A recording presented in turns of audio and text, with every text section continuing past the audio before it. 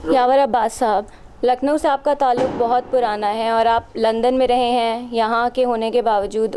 तो आप जब वापस आते हैं तो क्या बदलाव लगता है? अच्छा लगता है या फ्रस्ट्रेशन होता है कि चेंजेस बहुत, मतलब डाउनफॉल हो गया है लखनऊ का? किस तरह, क्या चेंजेस हैं? नहीं, मुझे यहाँ की बड़ी खुशी होती है, इसलिए कि यहाँ मेरी दो ननिहालें हैं। एक मेरी अपनी वालिदा जो मीरनीस के खानवादे से थीं, और फिर मैं मादरकुश पैदा हुआ।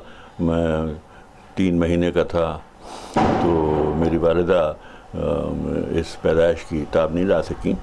बस वो इतने दिन ज़िंदा रहीं कि मुझे ज़िंदा रखें। उसके बाद उनका इंतकाल हो गया। फिर मेरे वालिद ने दूसरी शादी की तो मेरी जो वो जो माँ आई वो मेरी असली माँ हुई। दरअसल मुझको इस तरह रखा जैसे कि बिल्कुल कोई फ़र्क ही नहीं है। तो मैं तो उनको अपनी माँ समझता हूँ। तो मेरी 2 ननिहाल हैं यहाँ पर, एक मेरी अपनी वालिदा की ननिहाल और एक मेरी, जिन्हें आप सौतेली माँ कहते हैं, वो मेरी असली माँ हैं, उनकी ननिहाल। तो ज़ाहिर है कि मुझे यहाँ की बड़ी खुशी होती है, लेकिन दुख भी होता है। और दुख होता है कि ये मेरा जो लखनऊ था वो लखनऊ नहीं रहा। ये लखनऊ लुट गया। दरअसल ये लखनऊ तक़सीम की ज़द में आ गया, और तक़सीम को मैं बहुत बड़ी लानत समझता हूँ। तक़सीम को मैं हिंदुस्तान की कई हज़ार साल की तारीख़ में सबसे बड़ा सानहा, सबसे बड़ा अलमिया समझता हूँ। इसकी वजह से एक तहज़ीब ख़त्म हो गई है, और उसको ज़िंदा करना एक कार्यदारत, लेकिन उसको ज़िंदा करना पड़ेगा। वो तहज़ीब जो हमारी गंगा जमनी तहज़ीब थी, उसको बड़ा सख्त धचका लगा है तक़सीम की वजह से। और हमारी जो उर्दू ज़बान है, जो अब मैं यानी ये एक मोजज़ा ज़बान है। इस ज़बान ने यानी अरबी, फ़ारसी, हिंदी, इन तीनों बड़ी ज़बानों का रस निचोड़ कर अपने अंदर भर लिया है। उर्दू वालों को चाहिए कि इसको सीने से लगा के रखें।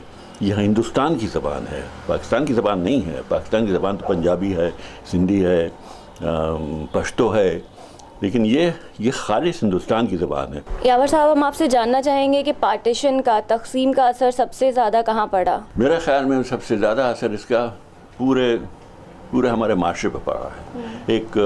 एक तसव्वुर था जो कि तोड़ा गया है।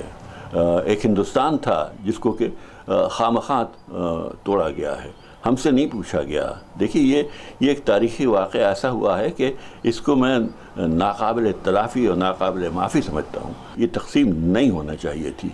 ये एक फ़ितरी मुल्क हमको कुदरत ने बना करके दिया है, जिसकी एक तरफ हिमालय की चोटी है और वो हमारा चौकीदार है, हमारा पासबान है, और दूसरी तरफ अरेबियन सी है, बहर अरब है, तीसरी तरफ बे ऑफ बंगाल है। हम हर तरफ से घिरे हुए हैं। ये पूरा एक इलाक़ा जो है वो एक वाहिद यूनिट है वाकई।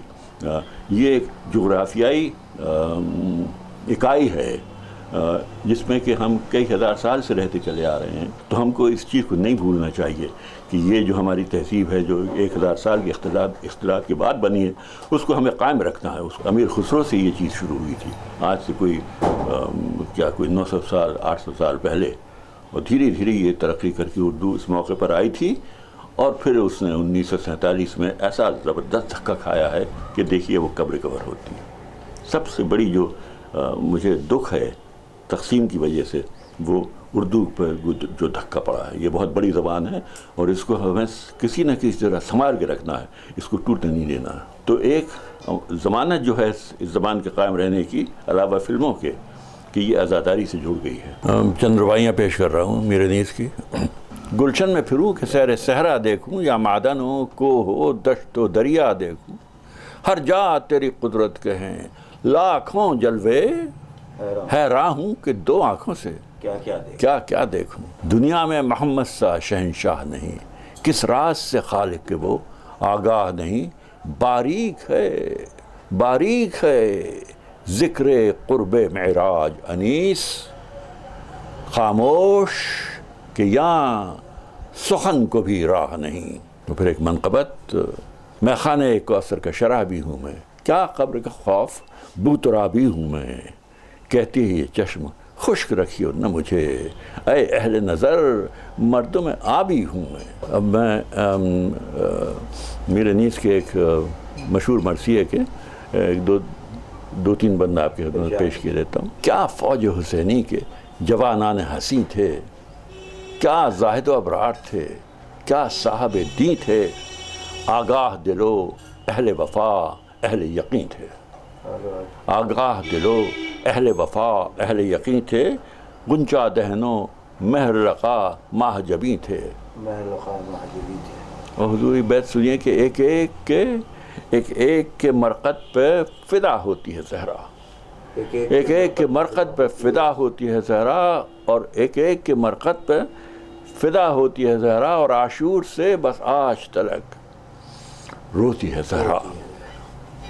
بس اس بند پہ میں ختم کرتا ہوں کہ وہ کہتے ہیں کہ وہ عاشق صادق تھے، وہ عاشق صادق تھے، وہ تھے مومن کامل، وہ عاشق صادق تھے، وہ تھے مومن کامل، دی تھی انہیں خالق نے تمیز حق و باطل۔ اور کیا ہوش تھا، کیا فہم تھی، کیا عقل تھی، کیا دل، کیا ہوش تھا، کیا فہم تھی، کیا عقل تھی، کیا دل، اور کیا حسن سے طے کر گئے وہ عشق کی منزل۔ اور یہ بیت سنیے کہ محراب عبادت خم شمشیر کو سمجھے، محراب عبادت خم شمشیر کو سمجھے، اور جادہ وہ مسافر کا لفظ استعمال کیا، جادہ وہ مسافر دم شمشیر کو سمجھے، تلوار کی دھار پہ چلنے والے یہ لوگ تھے، جادہ وہ مسافر